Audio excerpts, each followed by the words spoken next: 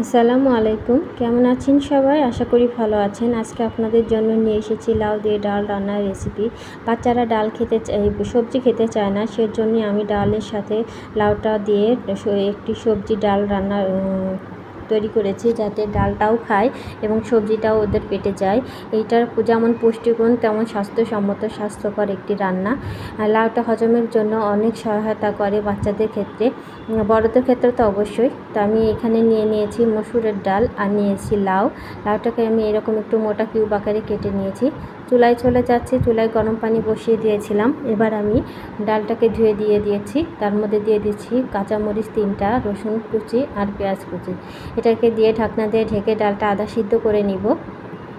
ডালটা আধা সিদ্ধ হয়ে আসলে এখন আমি এই পর্যায়ে লাউটা অ্যাড করব। আগে অ্যাড করব না, তাহলে কালারটাও নষ্ট হয়ে যাবে, পুষ্টিগুণ স্বাদ সবটাই নষ্ট হয়ে যাবে, খেতেও ভালো লাগবে না। এই পর্যায়ে দিয়ে আমি কিছুটা দিয়ে দেব এখন হলুদের গুঁড়া আর লবণ স্বাদ মতো দিয়ে আমি ডালটাকে এরকম খোলা অবস্থায় রান্না করে নিব।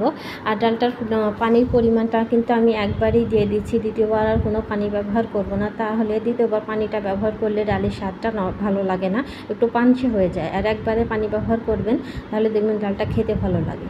তো এইভাবে আমি ডালটা যে সিদ্ধ করে নিয়েছি, এই যে ঘনত্বটা রয়েছে এরকমই রাখতে হবে। এই অবস্থায় তারপরে ডালটা নামিয়ে নিতে হবে, না হলে ডালটা বেশি ঘন হয়ে যাবে।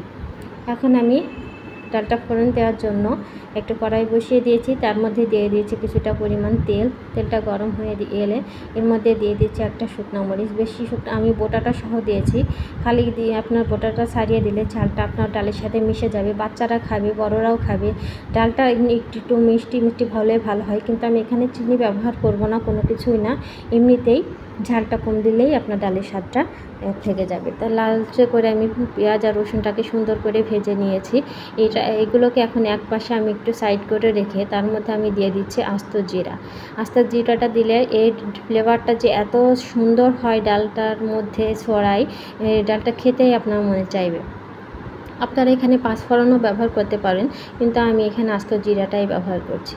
আর দিয়ে দিচ্ছি এবার পেঁয়াজ আর জিরাটা যখন ভাজা হয়ে যাবে, তখন আমি এই যে দিয়ে দিয়েছি ডালগুলা দিয়েছি। দেখুন কতটা ছিটকিয়ে গিয়ে উঠেছে।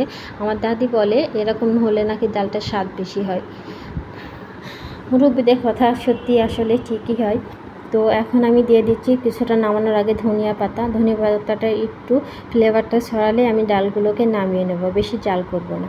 তা নামিয়ে আমি পরিবেশন করে আপনাদেরকে দেখাচ্ছি। দেখুন সবুজ, হলুদ, লাল সব মিশ্রণে ডালের একটি রেসিপি কতটা সুন্দর ও লোভনীয় লাগছে। গরম ভাতের সাথে বাচ্চাদের বা মুরব্বিদের দিলে সবাই খেতে পারে, সবার জন্যই প্রযোজ্য। তার আমার এই রেসিপিটি যদি আপনাদের ভালো লেগে থাকে, প্লিজ লাইক, কমেন্ট, শেয়ার ও সাবস্ক্রাইব করতে ভুলবেন না। তাহলে এখানেই বিদায় নিচ্ছি।